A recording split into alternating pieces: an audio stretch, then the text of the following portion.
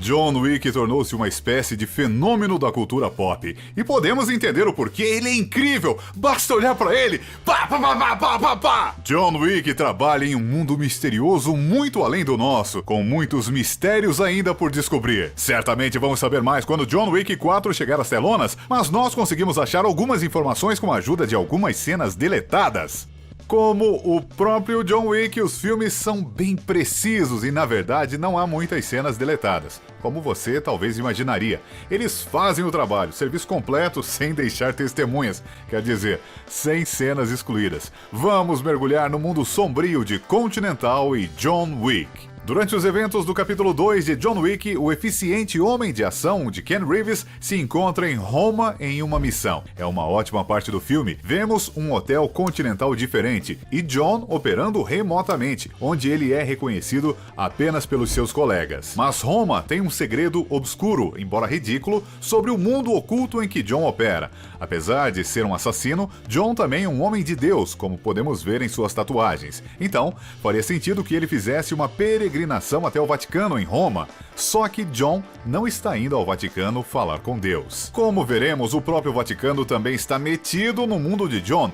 Ele vai até o edifício superlotado, cheio de freiras por todos os lados, ele consegue acesso e, ao declarar o nome do seu alvo, ele consegue o acesso à sua santidade em pessoa, que parece abençoar o contrato. Podemos entender por que isso acabou sendo cortado do filme. Não acrescenta a narrativa, mas quão maluco é o Papa fazer parte do mundo secreto em que John habita? Temos que pensar, as freiras estão armadas? Será que o Papa consegue lutar? Como ele está envolvido? Essa cena traz mais perguntas do que respostas, e queremos essas perguntas respondidas. John Wick Parabellum trouxe um monte de antagonistas para John enfrentar. Na real, ele é um pouco estranho. Ele é frio e eficiente, mas é um completo amador perto de John. Interpretado por Mark Dacascos, Zero foi encarregado pela juíza para derrubar o John depois que ele foi declarado excomungado. Zero teve a grande cena final de luta com John, logo depois de lutar contra dois caras dos filmes Ride, então o final foi cheio de ação. Mas Mark ficou chateado porque algumas de suas cenas foram cortadas do filme, coisas que ele garantiu que eram muito legais. Especificamente, ele mencionou que havia uma cena entre ele e a juíza que não vimos. Mark mencionou que muita história também foi cortada do filme, então deve haver algo interessante que nos leva à juíza e ao Zero. O que isso seria ainda permanece desconhecido e só podemos especular, mas foi o suficiente para deixar o ator ressentido com o corte final.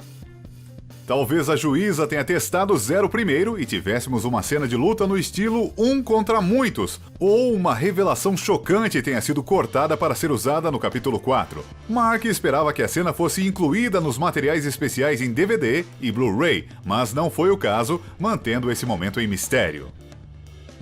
O que torna os filmes de John Wick bons é o grande elenco de personagens coadjuvantes que aparecem nos filmes. Um dos primeiros que encontramos na franquia é Aurélio, o mecânico que tem uma garagem sombria interpretada por John Leguizamo.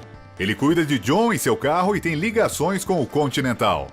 No segundo filme, John é encarregado de Santino de Antônio, olha o nome do peão, para eliminar a própria irmã dele. John inicialmente se recusa, apesar de estar na posse de um marcador que o obrigaria a realizar qualquer pedido. Santino queima a casa de John, mas essa é apenas a ponta do iceberg para convencer John a honrar seu juramento de sangue. Santino e seus capangas visitam Aurélio em sua garagem, provavelmente antes de queimarem a casa de John. Aurélio discute com o criminoso pouco antes de Santino caminhar até o carro danificado de John. Aurélio afirma que Santino não pode comprar o carro, apesar do criminoso insistir que não está interessado em comprar o carro.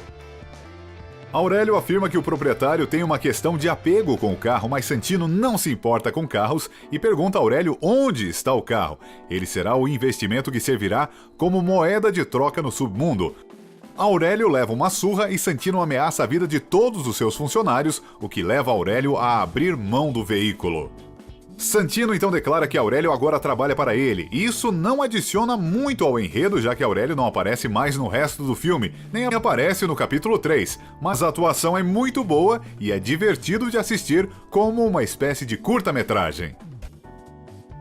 Com menos de 2 minutos de duração, essa cena oferece um pouco de nuances e prenúncios e tem a participação de Charlie, conhecido como Limpador. O cara que você paga para limpar qualquer tipo de bagunça, se é que você me entende. E de acordo com Charlie, os negócios não vão muito bem graças às ações de John Wick.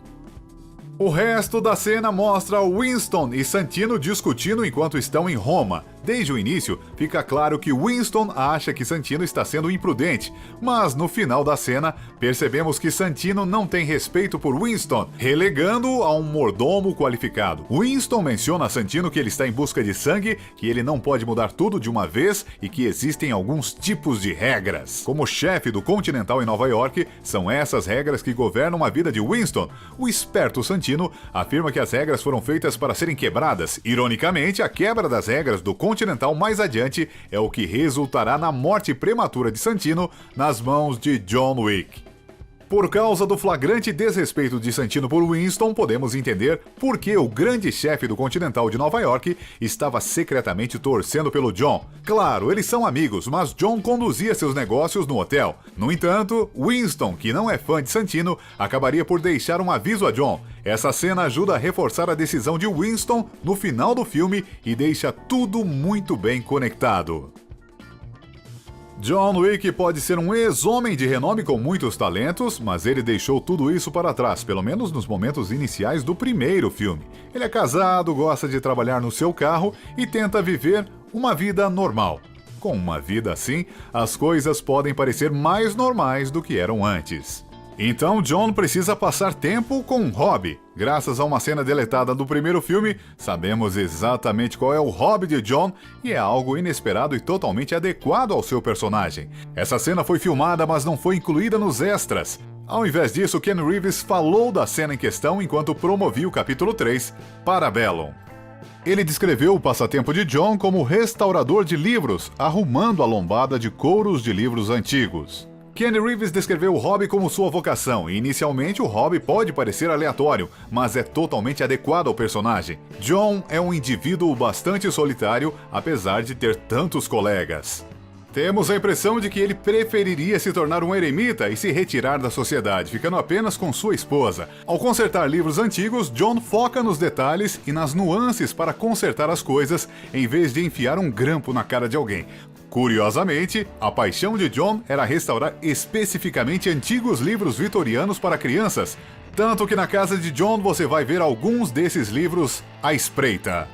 Isso encerra a nossa breve olhada em cenas deletadas da franquia John Wick. Por que você acha que a série de filmes tem mantido mistério sobre as cenas excluídas? Normalmente elas são incluídas no Blu-ray, mas parece ter havido uma exceção. Eles poderiam estar economizando material para filmes posteriores ou eles usam a maior parte do que gravam e descartam o resto? Conta aí pra gente o que você acha e qual a sua cena deletada favorita. Nós amamos a cena do Vaticano, mesmo que seja um pouco controversa. Não se esqueça de se inscrever e deixar o seu like. Obrigado por assistir.